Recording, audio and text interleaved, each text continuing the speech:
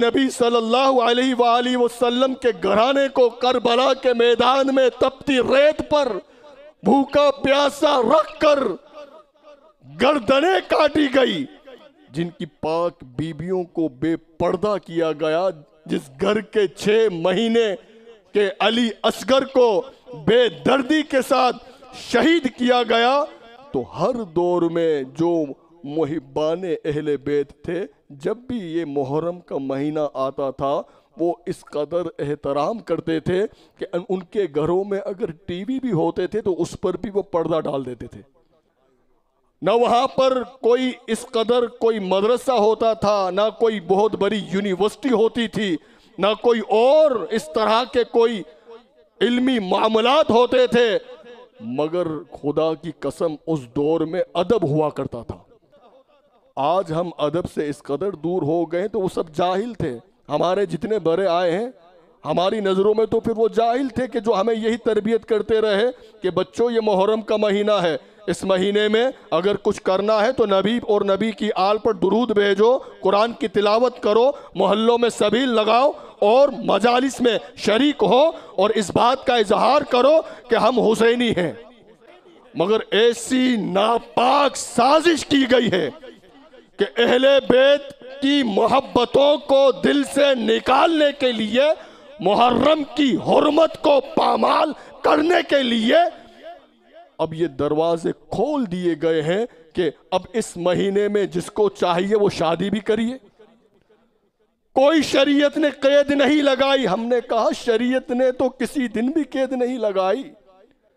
شریعت نے تو اس وقت بھی قید نہیں لگائی کہ تمہارے محلے میں کوئی مر جائے تو تم شادی کرو، شریعت نے تو کہا آپ کریے شادی، شریعت نے تو اس وقت بھی کوئی قید نہیں لگائی۔ تو یہاں تو شریعت کا تعلق نہیں ہوتا، انسانیت کا تعلق ہوتا ہے۔ وہ باضمیر غیرت مند پڑوسی یہ کہے گا کہ میرے نیکسٹ ڈور نیبر کا انتقال ہو گیا ہے اور میں یہاں شادی کی محفل رکھوں، شادی سجاؤں، نہیں، وہ ملتوی کر دے گا۔ تو شریعت نے تو یہاں بھی تو اجازت دی ہے، آپ کریے شادی۔ شریعت نے تو ہمیں رمضان میں بھی نہیں روکا، آپ کریے شادی۔ شریعت نے تو ہمیں کسی موقع پر نہیں روکا، مگر کچھ معاملات ادب کے ساتھ ہوتے ہیں،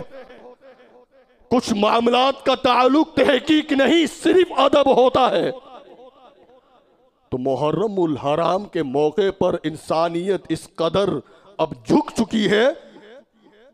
ہمارے گھروں میں بچے آتے ہیں، بچوں کی جب پیدائش ہوتی ہے تو ہر سال ہم کیک کاٹتے ہیں، کاٹنے چاہیے، برتھ ڈے منائیے، اچھی بات ہے۔ جس دن ہمارا نکاح ہوا ہو وہ تاریخ ہر سال ہم جب بھی آتی ہے تو اپنی بیگم کو ہم تحفہ پیش کرتے ہیں، اچھی چیز ہے، ایک محبتوں کو بڑھانے کا یہ ذریعہ ہے، آپ کریے۔ اور اسی طرح ہمارے گھر میں کوئی انتقال کر جائے تو ہر سال اس کی برسی آتی ہے، تو ہم اپنے گھر میں برسی کا بھی اہتمام کرتے ہیں۔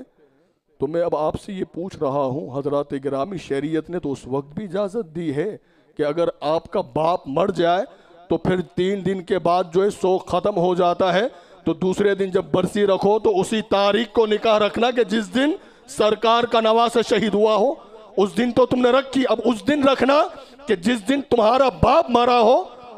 اس دن دے گے، ہم خود بھیجیں گے تمہارے گھر پہ، حال کا ریٹ بھی ہم دیں گے، مگر رکھنا۔ اتنے غیرت مند بنتے ہو تو اپنے داداؤں کو تو یاد رکھا ہے، اپنے باپ کو یاد رکھا ہے کہ نہیں اس دن ہم تاریخ نہیں نکال سکتے، کیوں؟ کہا کہ اس دن ہمارے گھر میں ہمارے والد صاحب کا انتقال ہوا تھا، ہم برسی رکھتے ہیں۔ ہم نے کہا تجھے تیرا باپ یاد ہے، تیرا دادا یاد ہے، تیرا بچہ یاد ہے، تیرا بھائی یاد ہے، تیری ماں یاد ہے، ارے ان سب کو عزتیں دینے والا حسین یاد نہیں؟ کہ حسین ذرا اپنے دلوں پر ہاتھ رکھ کر اپنے ضمیر کو جھنجھوڑیے اور پوچھئے کیا ہمارے باپ دادا اتنے گرے ہوئے تھے کہ محرم میں شادیاں رکھتے تھے؟ یہ جنہوں نے دروازے کھولے ہیں یہ یقیناً ہم کہتے ہیں کہ ان کا حشر یزید کے ساتھ ہو۔ یہ محرم حضرات گرامی شریعت نے تو اجازت دی ہے، مگر طبیعت ہمیں اس بات کی اجازت نہیں دیتا کہ محرم میں ہم شادیاں رکھیں۔